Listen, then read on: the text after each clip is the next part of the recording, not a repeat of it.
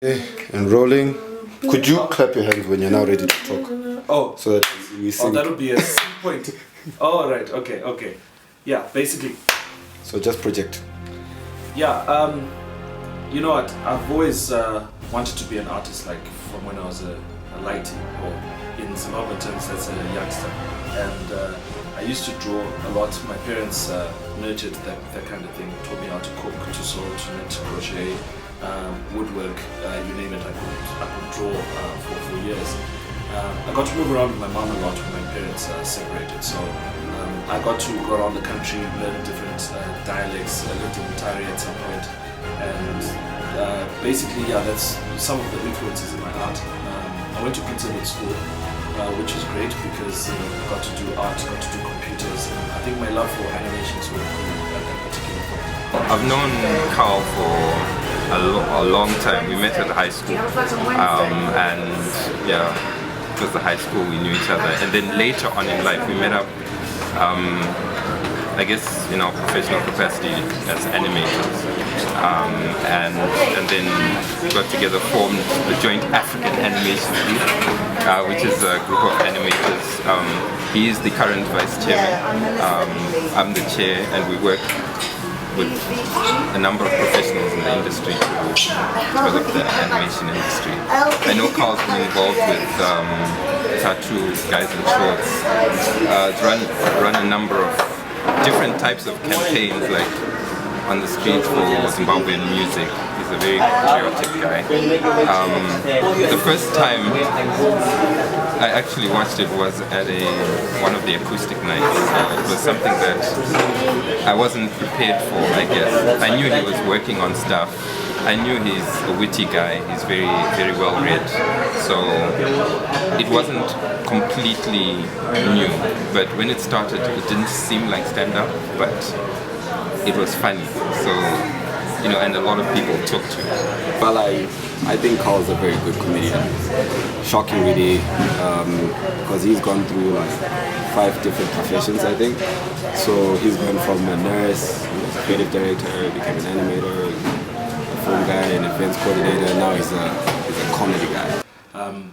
We entered a phase in Zim where it wasn't really fashionable to go after artistic sort of things, and I was sent to England to study nursing, and that was really quite an interesting phase because I built up a lot of experiences, learned a lot of new things, met a lot of different people, worked the clubs, worked in restaurants as a pot wash. I did a lot of different jobs like security, and also, you know, studied as a nurse. And at some point, like, I couldn't get a renewal on my visa, so I had to come back to Zimbabwe. All of that is in there somehow. Yeah, you'll find a bit of gynecology in there, a lot of animation.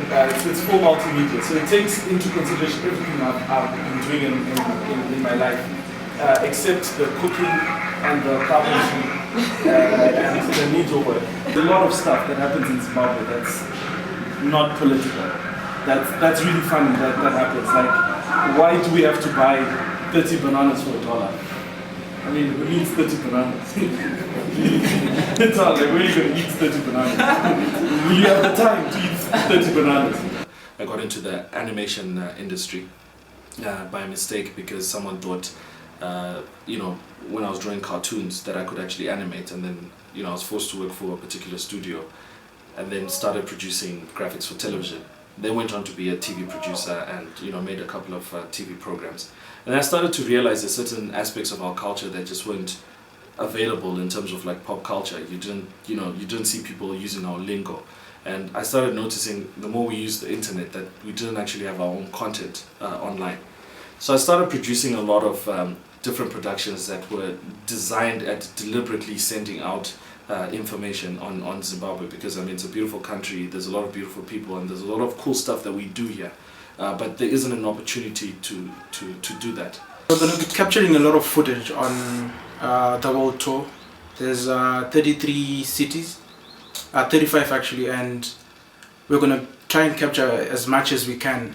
The decision to use the Canon DSLR, HD DSLR range was a very practical one based on the sort of quality you get for the pricing you get.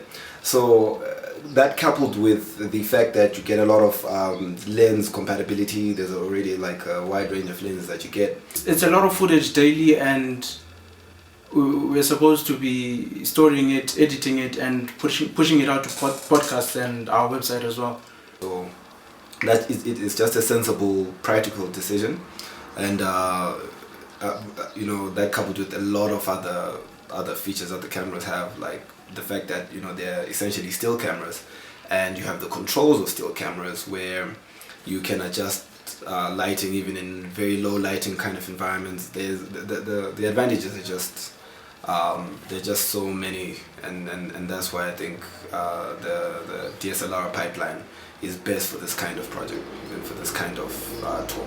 Carrying a lot of like CF cards and hard drives to make sure that it's possible. And the idea of the world tour really is to export Zimbabwean culture through stand-up comedy, speaking at universities, like performing wherever I possibly can, moving around with my director Rufaro, who's going to be filming everything. And the idea is to basically show my experiences going through these different countries, trying to get performances at the stand-up comedy clubs. At some places I'll probably get rejected, the meetings, meeting up stand-up comedians, all of the phone calls where I'm trying to hook up performances, all of that is all going to be captured, and you know, we blogging about it online and sharing with everyone else, and just trying to teach them about Zimbabwean culture. Then there's the issue to do with the actual shows, because we are producing 5 television shows out of the whole tour. I'm trying to reach 5 million people, so we've been online. I've been online like every day, just talking to people and saying, listen, can you share some of our stuff with your friends, you know, tag your friends, download the stuff. We've put a lot of free content online. Our 2-hour DVD recording, we've put it online, and the idea is just to make sure that people are sharing this content, and we would like to reach 5 million people through this particular project. It's amazing. The stuff looks really good because I think that's the industry that Carl's been in for a while. So branding something is something that the team who's been working on it has taken into account and has done very well. Well, there's the issue of the multimedia component of the shows. While we're shooting, we're doing the multimedia thing, projection. We're actually going to be trying to do a 3D projection show. It's very funny, and so far it looks very professionally run. There's the aspects to do with the actual assets of the animations themselves. We're going to have 3D puppets. We're going to have games, hopefully functional by then, that we can actually leave for people and stuff like that. So it's going to be hectic. Yeah, so I'm really excited about the tour. I'm really excited for my country in general, because this is an opportunity to tell the world our story, to tell the world what we've been doing in Zimbabwe, and hopefully create to create some sort of mark in the history of the world, you know, of the story that was told about this amazing nation, which happens to be last alphabetically. And you know, just get, you know, like a different perspective on our country, on our people, on our art.